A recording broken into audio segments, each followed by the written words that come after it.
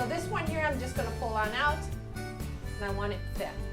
Grab hold of that, pull it a little bit, because I need some little ones to go down below. And you wanna have a lot of variety of sizes and stuff, right?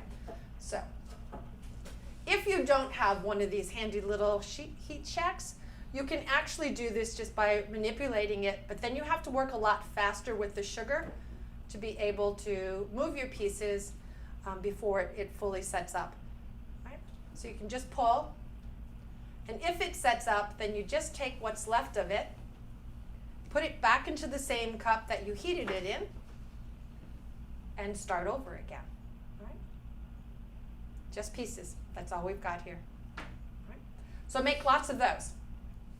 All right, so we're going to go ahead and do our fish now. These are the little fish that we're going to be making. They are also Isomalt. Some of these are Susan Carberry's brand new molds, and had I known them before like 7:30 this morning when I got shown them, I would have done all of my fish in them. I love them. These are little fish that I've made by buying little plastic fish in the store using a product called Make Your Own Mold, and I molded all of mine. So they're very cute fish as well, just different sizes. How did I get the colors and stuff into them? Well, I took a lot of the Isomalt that I had that was leftover pieces, and I took a hammer to it. So if you have a day when you have a lot of frustration, that's the day that you want to do it. And I made little shards, just little confettis and stuff. And so I placed those down inside my fish. We have it here. I had a tool. I was just being asked about the tool, but the tool is gone. I'm good with that. So then you pick up these, you sprinkle them down inside of here. Not that one. Just inside the fish. Those are little Isomalt shards? These are little Isomalt. Yeah, and all I did was I took pieces that had been broke and stuff, and I collected them, and then I just take the hammer to them. And then just keep them into a container that keeps them airtight.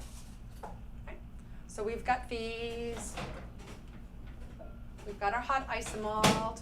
Now if you want to, you can have lots of these poured out. I had them, the designs are quite a few different ones. I have a couple of different shapes. I have the little seahorse here. But once you see me pour one, seeing me pour the rest of them is like a waste of time.